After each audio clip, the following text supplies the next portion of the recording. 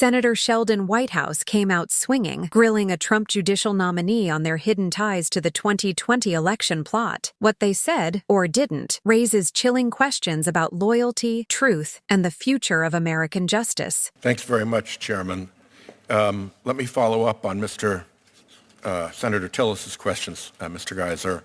On this committee, I lived through the OLC torture opinions, which were so bad that the administration that wrote them had to withdraw them. The warrantless wiretapping opinions, which were so bad that they created a mutiny within the Department of Justice. And with the walkback of OLC from enforcing the so-called Reagan memo, which posits that the department and OLC in particular will be a somewhat neutral arbiter in conflicts between the executive and the legislative branch over oversight. In all of those matters, the OLC became the active, as Senator Tillis said, the active partisan for the administration and not a neutral decider. If I look at your record, first, how long have you been a lawyer? Thank you very much, Senator Whitehouse. I've been a lawyer for 10 years. And how many of those were you a law clerk? I was a law clerk for 3 different jurists, about a total of 28 months. And how many of those years were spent in private practice? I was in private practice, Senator, for about 4 years. At the associate level? I was an associate, yes, sir. How long have you served as Ohio Solicitor General? I've served since November of 2023 and currently serve as Ohio Solicitor General. Have you ever tried a case to a final judgment? Well, thank you very much for that question, Senator. I have worked on trial litigation teams. I have not myself been personally the counsel of record in a trial case. I am primarily an appellate lawyer and an advisor and counselor. Have you ever personally appeared in trial court? Yes, Senator. Now, some time ago, you had pretty strong views about President Trump. You said that, quote, his political positions are a lot like his hair, pasted on for effect and flopping whichever way the wind blows. That he has an astonishing weakness for flattery, falling for Vladimir Putin after a few coquettish bats of the eyelashes from the Russian thug, and that he is a short-fingered vulgarian candidate. Since then, have you had a role in Donald Trump's litigation that tried to overturn the results of the 2020 election? Well, thank you for that question, Senator. Like millions of Americans, I've seen the courage and the results that President Trump has delivered. I watched in that field in Pennsylvania as he stood after the assassin's bullet, and I hope my children look up to and live up to that kind of courage in their life. So while in private practice, did you have a role in Donald Trump's litigation that tried to overturn the results of the 2020 election? Well, thank you for that question, Senator. I was retained by Donald J. Trump for President Incorporated in the 2020 campaign to provide legal advice, which I did. The former White House press secretary testified that you were one of her go-to people to advance the argument that Vice President Pence could overturn the 2020 election. Is that true? Well, Senator, as you know, ethical obligations of confidentiality attach to any client matter. And as a former attorney for a former client, I am not going to divulge the confidential communications that I made to that client.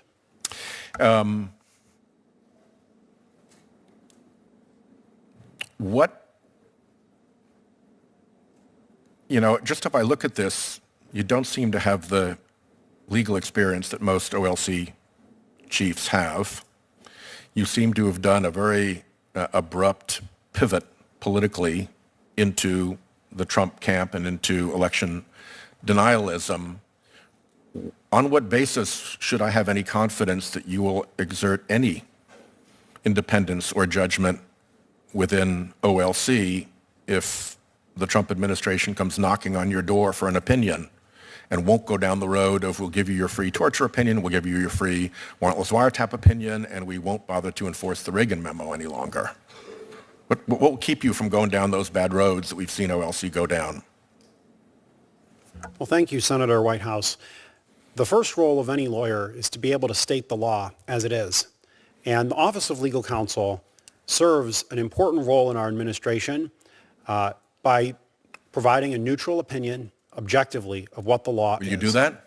Yes, Senator. Okay, Mr. Woodward, last question. I'll re-ask Ranking Member Durbin's question a slightly different way. Under what circumstances would you recommend that the Trump administration defy a lower court order? Mr. Chairman, I see my time has expired.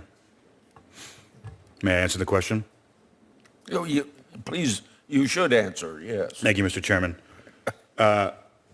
Senator Whitehouse, I can't imagine a circumstance in which I would be called upon to advise the defiance of a court order.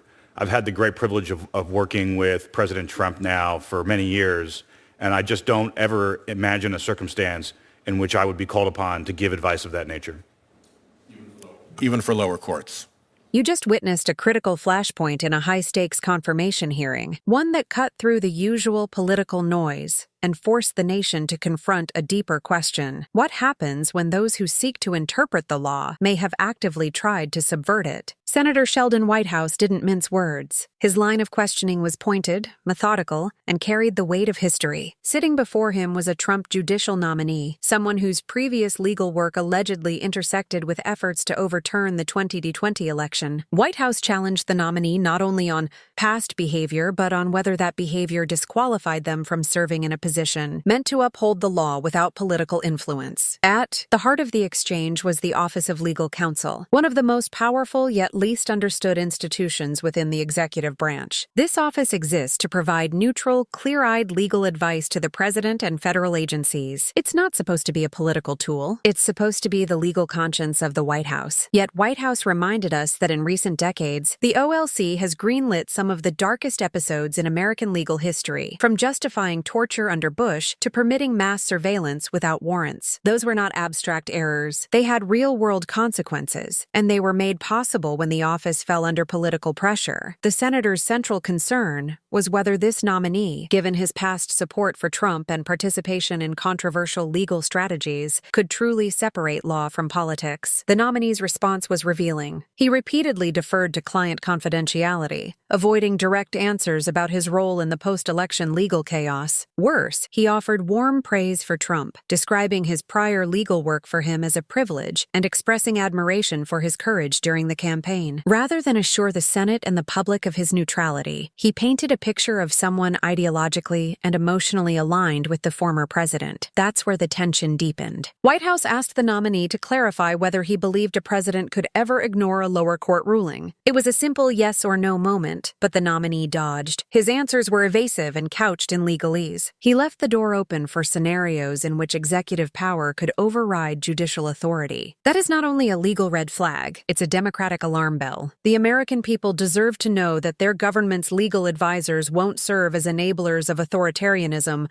or rubber stamp unchecked power. This moment should concern every citizen, not just legal scholars, because when partisan actors infiltrate offices meant to be nonpartisan, the rule of law suffers. When legal advice becomes a political weapon, the guardrails of democracy start to erode. It's not hyperbole, it's history. And Whitehouse made it clear that we cannot afford to repeat that history. The implications stretch far beyond this one nominee. They touch every future executive decision that relies on legal justification, from voting rights, enforcement to emergency powers to civil liberties. During national crises, what's at stake is whether we can trust the people interpreting the law to do so fairly, without bias, and without allegiance to any political figure. Senator Whitehouse's questioning was a public service, peeling back the polite language of confirmation hearings to reveal the real threat. A slow, quiet erosion of legal independence in service of political loyalty. This hearing reminds us that democracy isn't protected by institutions alone. It's protected by the people inside them who are willing to say no when it matters most.